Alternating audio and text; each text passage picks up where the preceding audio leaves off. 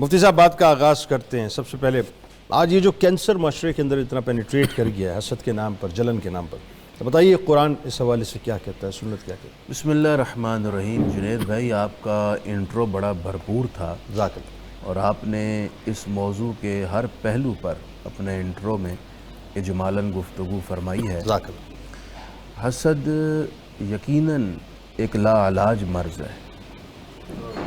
اللہ کا خاص فضل اور اللہ کے فضل سے کسی صاحب نظر کی نظر ہو تو اس مرض سے علاج ملتا ہے، ورنہ انسان اس بیماری میں اپنے ایمان کو مارتا ہے۔ اللہ اکبر۔ کیونکہ نبی اکرم صلی اللہ علیہ وآلہ وسلم نے فرمایا ہے کہ کسی مومن کے دل میں حسد اور ایمان جمع نہیں ہو سکتا۔ ہائے ہائے ہائے ہائے ہائے، ایک چیز ہوگی، واہ واہ، یا حسد ہوگا یا پھر ایمان ہوگا، اللہ اکبر، دونوں بیک وقت ایک دل میں جمع نہیں ہو جمع نہیں ہو سکتے۔ تو حسد سب سے بڑا نقصان ایک مومن کا یہ کرتا ہے کہ اس کے ایمان کی جگہ ختم کر دیتا ہے۔ اللہ اکبر۔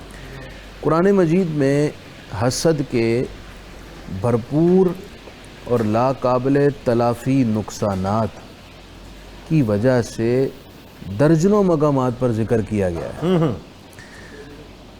اہل یہود اور دیگر مشرکین کے گروہ حضور کی مخالفت پر اترے ہوئے تھے۔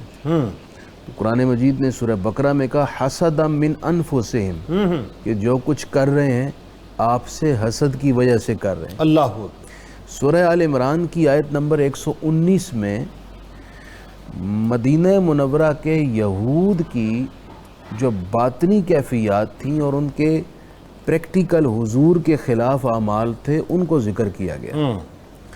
قرآن کہتا ہے وَإِذَا خَلَوْا عَدُّوا عَلَيْكُمُ الْأَنَامِلَ مِنَ الْغَيْظِ قُلْ مُوتُوا بِغَيْظِكُمْ۔ یہ لوگ جب حضور علیہ السلام کی آمد سے پہلے اپنی کتابوں میں آخری نبی کی آمد کی خوشخبریاں پڑھتے ہیں تو یہ شفٹ ہو گئے مدینہ منورہ میں اور انتظار میں بیٹھ گئے کہ نبی آخر الزمان آئیں، ہم ان کو ویلکم کریں اور ان کے ساتھ شامل ہو جائیں۔ بالکل ٹھیک۔ چونکہ یہ اولاد تھے بنی اسحاق، بنی اسرائیل، تو ان کی خواہش یہ تھی کہ آخری نبی بھی حضرت اسحاق علیہ السلام کی اولاد میں سے ہوں گے، لیکن اللہ نے اپنی حکمت سے آخری نبی کو حضرت اسماعیل علیہ السلام کی اولاد سے بھیج دیا۔ اب اس وجہ سے یہ حسد میں مبتلا ہو گئے کہ یہ ہماری نسل سے نہیں ہے۔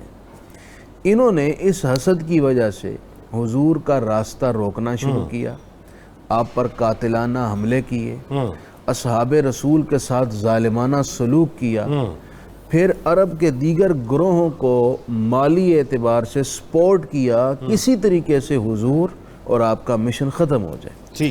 قرآن کہتا ہے کہ جب یہ لوگ یہ سب کر نہیں پاتے تھے وَإِذَا خَلَوْا عَدُّوا عَلَيْكُمُ الْأَنَامِلَ مِنَ الْغَيْظِ، غصے میں حسد کی وجہ سے یہ اپنی انگلیاں چباتے تھے کہ اب ہم کریں کیا۔ اس قدر یہ حسد کی وجہ سے بڑی بڑی کاروائیوں پر اتر آئے۔ قرآن نے کہا محبوب آپ یہ کہیں موتوا بغیظکم، تم اپنے غصے اور حسد میں مرتے آؤ، ہمیں تمہاری کوئی پرواہ نہیں، ہم تو اللہ تعالیٰ کی پناہ لیتے ہیں۔ حسد ایک ایسا مرض ہے کہ اس سے پناہ کے لیے اللہ تعالیٰ نے سورہ فلق کے اندر پوری آیت میں تلقین کی وَمِن شَرِّ حَاسِدٍ اِذَا حَسَد، کہ اللہ ہم حاسد کے شر سے تیری پناہ مانگتے ہیں۔ جو حاسد کا حسد ہے وہ بہت شر انگیز ہوتا ہے۔ حسد کون کرتا ہے جنید بھائی؟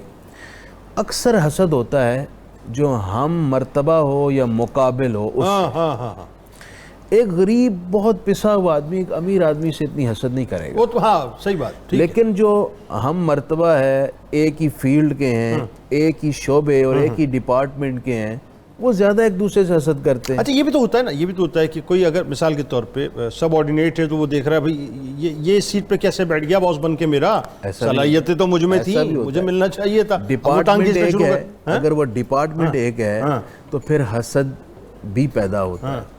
اگر اہل علم ہے تو وہ اپنے ساتھی علماء سے، اہل علم سے، پروفیسر سے، ڈاکٹر سے کسی بھی شعبے میں چلے جائیے، حسد کا ایک سبب یہ ہے.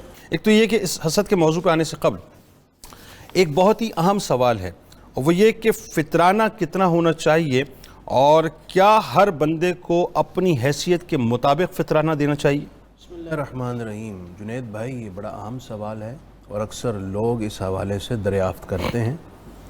فطرانہ جو شریعت مطہرہ نے مقرر کیا ہے، اس نصاب کے روح سے 150 روپیہ ہے گندم کے حساب سے، ٹھیک ہے، جو کے حساب سے 320 روپے ہیں، ٹھیک ہے، کھجور کے حساب سے درمیانے درجے کی کھجور کے حساب سے تقریباً 1000 روپے ہے، ٹھیک ہے، اور کشمش کے لحاظ سے تقریباً 2200 روپے ہے، اور پنیر کے لحاظ سے تقریباً 3500 روپے فطرانہ بنتا ہے. اچھا، اب کچھ لوگ مالی لحاظ سے کمزور ہیں، کچھ ان سے زیادہ بہتر ہیں، اور کچھ ایسے ہیں جن کے ہاں مالی بہت آسودگی ہے اور وہ ڈھیروں اموال اور دولت کے مالک ہیں.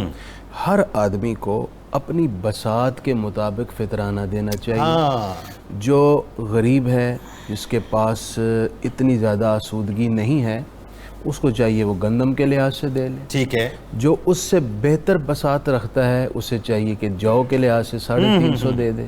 سبحان اللہ. اور جو اس سے بہتر مالی آسودگی رکھتا ہے، اس کو چاہیے کھجور کے لحاظ سے 1000 روپے دے دے. اور جو مالی لحاظ سے اتنا سٹرونگ ہے کہ وہ 2200 روپے پر پرسن دے سکتا ہے، تو اسے 2200 دینا چاہیے. اور جو اس سے بھی زیادہ دولت میں، تمنگری میں حیثیت رکھتا ہے، بساط رکھتا ہے، اس کو 3500 روپے پر پرسن ادا کرنا چاہیے. یعنی جو ایلیٹ کلاس ہے اسے جانا چاہیے. Elite class. اور میں یہ بھی کہہ دوں، کوئی اگر اس سے بھی زیادہ دینا چاہے، دے سکتا ہے. مثلاً وہ پر پرسن 5000 10,000 دینا چاہے، وہ بھی دے سکتا ہے. اچھا، اس میں کوئی قید نہیں ہے؟ کوئی قید نہیں ہے. مطلب یہ ایک صدقہ ہے نا. واہ واہ، اور اچھی بات. اس سے 2 فائدے ہوتے ہیں. ایک فائدہ یہ کہ رمضان شریف میں جو روزے رکھے، لغو کلام بھی ہوا، تقدس بھی پوری طرح خیال نہ رکھا جا سکا.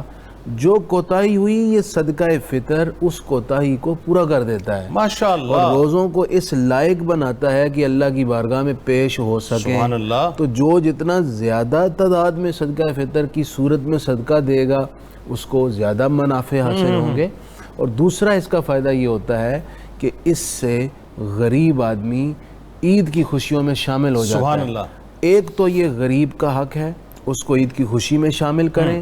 نمبر 2، عید سے پہلے ہی ان رمضان کے دنوں میں دے کر بے پناہ اجر و ثواب اپنے دامن میں جمع کریں. سبحان اللہ. اچھا، اس میں ایک بات اور فرما دیجئے کہ کیا یہ بھی کہا جاتا ہے کہ روزے معلق رہتے ہیں جب تک فطرانہ ادا نہ کیا جائے؟ بالکل ایسا ہی ہے. ایسا بھی حدیث پاک میں موجود ہے. فطرانہ ادا کرنا چاہیے، عید سے پہلے ادا کر دینا چاہیے. یہ واجب ہوتا ہے عید والے دن عید سے پہلے ادا کرنا، اور اس سے پہلے رمضان شریف میں ادا کرنا مستحب ہے. اور اگر کوئی رمضان سے پہلے دے چکا ہے تو یہ بھی درست ہے، اس سے بھی فطرانہ ادا ہو جاتا ہے. بہترین بات یہ ہے کہ وہی بات ہے کہ آپ خود اسسمنٹ کر لیجئے مالی اعتبار سے آپ کہاں پر کھڑے ہوئے ہیں، اور وہی بات ہے کہ اس میں کوئی قید بھی نہیں ہے. جتنا میکسیمم لیول پہ نکالیں گے، ایک تو یہ کہ ظاہر ہے روزے اللہ کی بارگاہ میں جانے، دوسرا لوگوں کی داد رسی بھی ہوگی.